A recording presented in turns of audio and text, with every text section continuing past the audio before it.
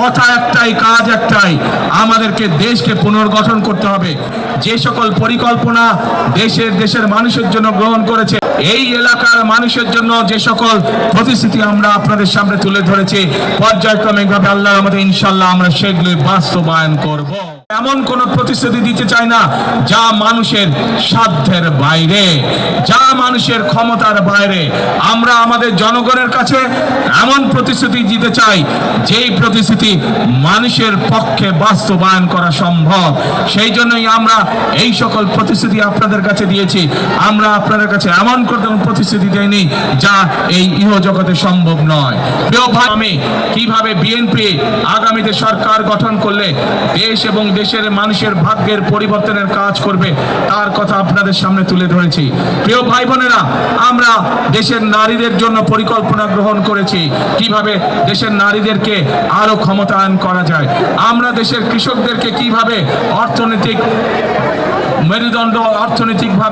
মেরুদণ্ড, যাতে অর্থনৈতিক মেরুদণ্ড শক্তিশালী করা যায় সেই পরিকল্পনা গ্রহণ করেছি। দেশের মানুষের স্বাস্থ্য সেবা কিভাবে পৌঁছে দিতে পারবো সেই পরিকল্পনা গ্রহণ করেছি। দেশের তরুণ যুবক সমাজের সদস্য যারা ছেলে হোক মেয়ে হোক কিভাবে তাদের কর্মসংস্থানের ব্যবস্থা করব, আইটি সহ ভোকেশনাল সহ বিভিন্ন টেকনিক্যাল ইনস্টিটিউশন গঠনের মাধ্যমে সেই পরিকল্পনা আপনাদের সামনে তুলে ধরেছি।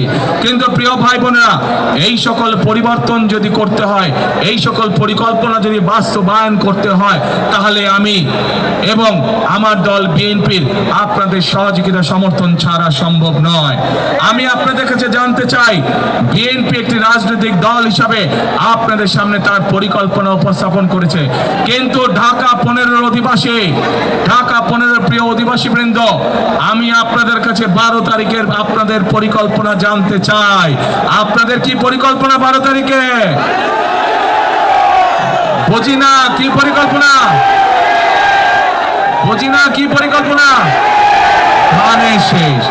ইনশাআল্লাহ প্রিয় ভাই বোনেরা, আজকে আমি আমার দলের পক্ষ থেকে এতটুকু কথা আপনাদেরকে বলতে পারি যে ইনশাআল্লাহ 12 তারিখে আপনারা আপনাদের পরিকল্পনায় সফল হলে বিএনপি পর্যায়ক্রমিকভাবে যে সকল পরিকল্পনা দেশের মানুষের জন্য গ্রহণ করেছে এবং এই এলাকার মানুষের জন্য যে সকল প্রতিশ্রুতি আমরা আপনাদের সামনে তুলে ধরেছি, পর্যায়ক্রমিকভাবে আল্লাহর রহমতে ইনশাআল্লাহ আমরা সেগুলো বাস্তবায়ন করব।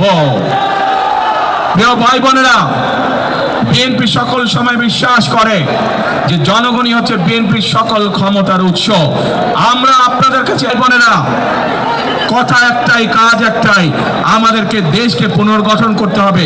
দেশনেত্রী বেগম খালেদা জিয়া, ওনার সন্তান হিসাবে আমি জানি ওনাকে বিভিন্ন সময় বিভিন্ন প্রস্তাব দেওয়া হয়েছিল স্বৈরাচারের পক্ষ থেকে যে বিদেশে চলে যান, কিন্তু দেশনেত্রী বেগম খালেদা জিয়া এই দেশের মানুষকে ছেড়ে কোথাও যান নাই।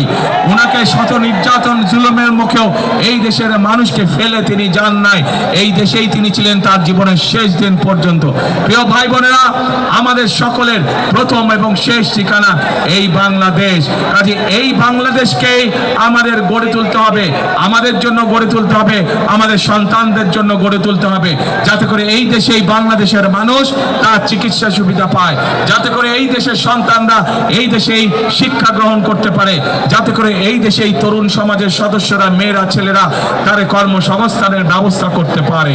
সেই জন্য প্রিয় ভাই বোনেরা, একটি কথাই আমি বলি, আপনারা নিশ্চয়ই শুনেছেন, যদি আমার একমত হন তাহলে দরকার আমার সাথে কথাটি বলবেন, করব কাজ, কি ভাই করব কাজ, সবার আগে বাংলাদেশ। আসুন আমরা শহীদদের যে প্রত্যাশিত বাংলাদেশ, আমরা আমাদের যে প্রত্যাশিত বাংলাদেশ 12 তারিখের পরে 13 তারিখ থেকে 12 তারিখে ধানের শীষকে বিজয় করার মাধ্যমে ইনশাআল্লাহ 13 তারিখ থেকে আমরা সেই কাজে হাত দেব। আমরা প্রিয় ভাই বোনেরা, এই যে মঞ্চের এই পাশে জুলাই আহত পরিবারের সদস্য আছেন, এই জুলাই আহত এবং শহীদ পরিবারের যে সদস্য আছে তারা জানে স্বজন হারানোর বেদনা।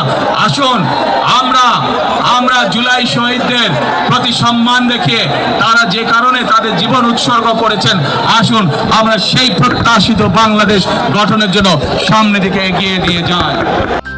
অগ্রযাত্রা প্রতিদিন নির্ভীক প্রত্যয়ে উজ্জীবিত।